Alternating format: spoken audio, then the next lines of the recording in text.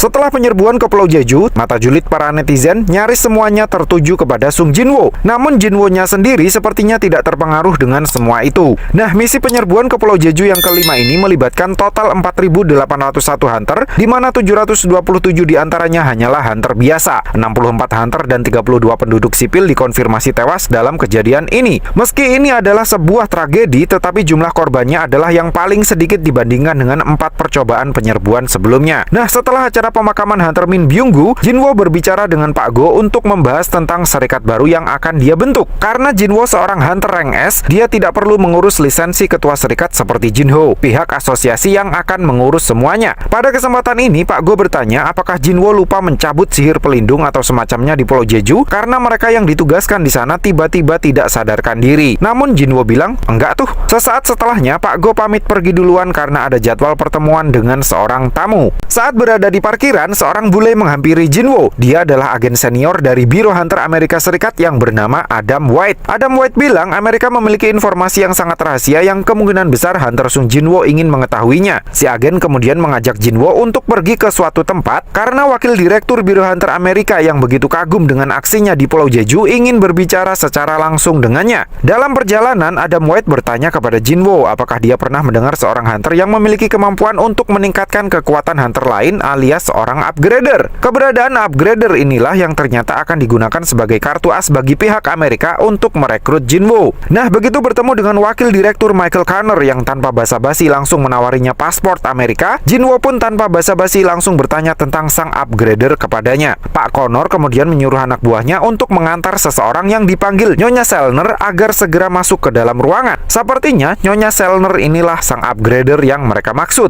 Wakil direktur Connor bilang Nyonya Selner adalah satu-satunya orang di dunia ini yang bisa meningkatkan kemampuan seorang hunter hingga melebihi batas. Menurut penjelasannya Nyonya Selner, setiap hunter memiliki batasan dan tidak ada seorang pun yang bisa melampaui batasan tersebut kecuali jika dia mengalami reawakening. Namun dengan kemampuannya, Nyonya Selner bilang dia bisa meningkatkan kekuatan seorang hunter hingga 30% setelah melalui 3 tahapan. Setelah melakukan itu, Nyonya Selner harus beristirahat dalam waktu yang lama untuk memulihkan diri. Makanya hanya hunter tertentu saja yang bisa dia upgradekan. Jinwo menduga itulah alasan kenapa Hwang Dong-so akhirnya memilih pindah ke Amerika meskipun harus menjadi public enemy bagi warga Korea. Nah, agar Jinwo kepincut untuk pindah ke Amerika, agen Connor mempersilahkan Jinwo untuk mencoba tahap pertama. Saat itulah Nyonya Selner akhirnya tahu kalau Jinwo bukanlah seorang hunter biasa. Dia adalah seorang monarch dan salah satu yang terkuat di antara monarch yang lain. Menurut ilustrasinya Nyonya Selner, dia tidak memiliki batasan seperti hunter yang lain pada umumnya. Saat Pak Go sedang pusing di kantornya, sebuah panggilan masuk dan melaporkan kemunculan sebuah gate rank B di tengah jalan. Awalnya Pak Go ingin segera menghubungi serikat besar untuk mengatasinya, tapi setelah dipikir lagi, kok lokasinya dekat dengan kantor barunya Jinwo ya? Jinwo-nya sendiri ternyata sedang OTW ke kantornya sambil merenungi apa yang sebenarnya dilihat oleh Nyonya Selner, kenapa dia sampai terlihat begitu ketakutan. Setelahnya Jinwo terkejut mendapati jalanan macet dan Pak Go tiba-tiba menghubunginya dan memintanya untuk mengatasi sebuah gate yang tiba-tiba muncul di tengah jalan di dekat kantornya. Karena yang memintanya beraksi adalah ketua asosiasinya sendiri, Jinwo akhirnya tidak punya pilihan lain kecuali menerimanya. Nah, awalnya seorang agen yang ada di TKP tidak terima jika Jinwo tiba-tiba memasuki gate tanpa mengikuti proses dan regulasi yang berlaku serta hanya sendirian. Namun setelah Jinwo menelpon Pak Go, si agen akhirnya membiarkan Jinwo memasukinya meskipun dengan sedikit ngedumel sendiri. Makanya begitu mengetahui kalau gate yang dimasuki oleh Jinwo tiba-tiba berubah warna menjadi merah, dia langsung kaget. Meski sadar kalau gate yang dia masuki adalah red gate, Jinwo terlihat biasa-biasa saja. Lalu dia ingat dengan respon dan pesan mamanya begitu tahu kalau dirinya mengikuti jejak ayahnya menjadi seorang hunter. Menurut ibunya Jinwo, dia tidak bisa berbuat apa-apa terkait proses awakening. Jadi ya sudahlah. Namun karena Jinwo kini adalah seorang hunter rank S, ibunya berharap Jinwo akan bisa menyelamatkan banyak orang. Karena salah satu yang membuatnya jatuh cinta kepada ayahnya Jinwo adalah karena dia seorang pemadam kebakaran yang senang membantu orang. Jinwo kemudian memanggil tentara bayangannya dan memutuskan akan menyelesaikannya dalam sehari. Baginya seorang hunter memang terlahir untuk berburu, tapi monster bukanlah satu-satunya musuh bagi seorang hunter. Hunter harus lebih berhati-hati agar mereka tidak berubah menjadi yang diburu.